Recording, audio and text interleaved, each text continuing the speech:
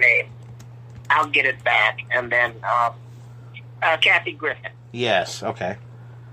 And, you know, her life was on the D list, and I said, I will say to her, I played a duck, a dink, a dwarf, a doll, a dummy.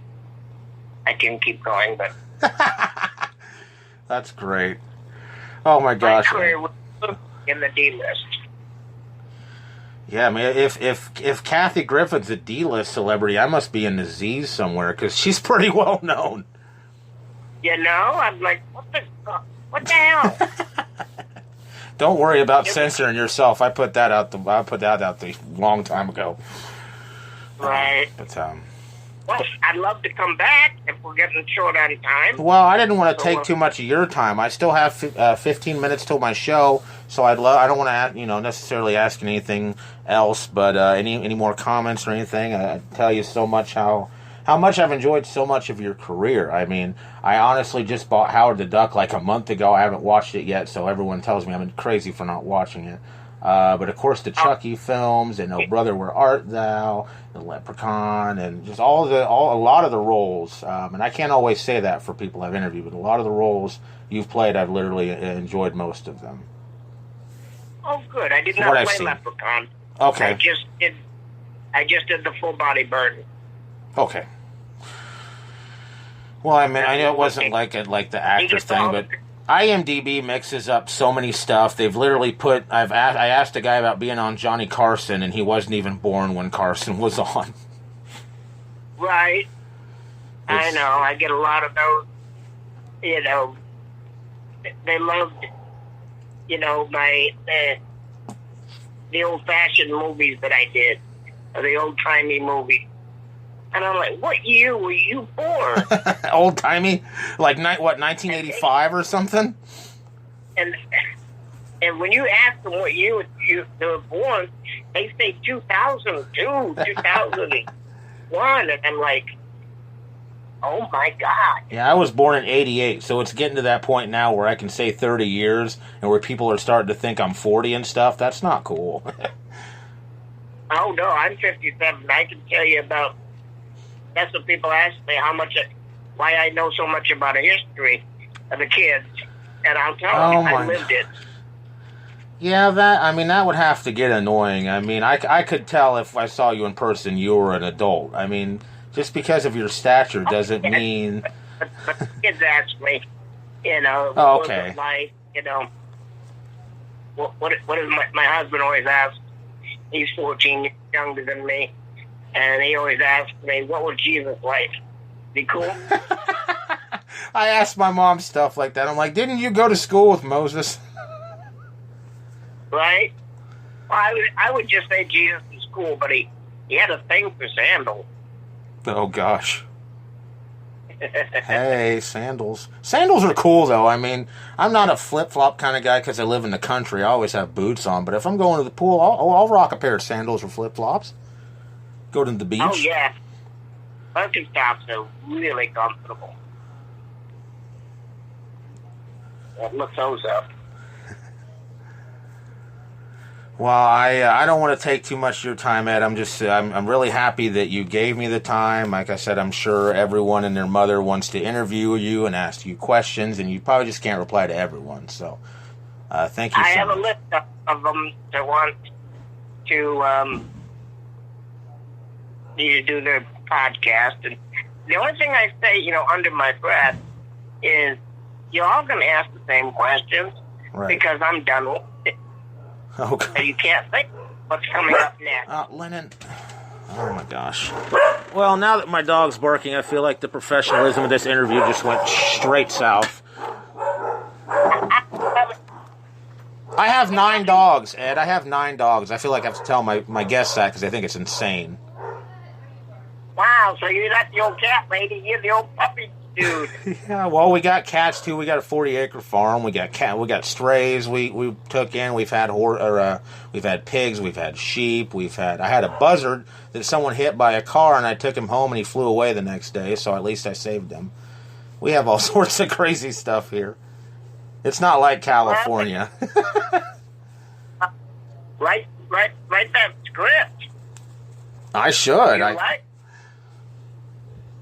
Yes, I could. The buzzard keeper. Alrighty, well, Ed, I will let you go, sir. Thank you so very much. I really appreciate you giving me even extra time that we'd agreed upon. I hope I didn't go over any. Hope I didn't ruffle any feathers. I really appreciate it. No, you don't get a call from a lawyer. You're safe. God, I hope not.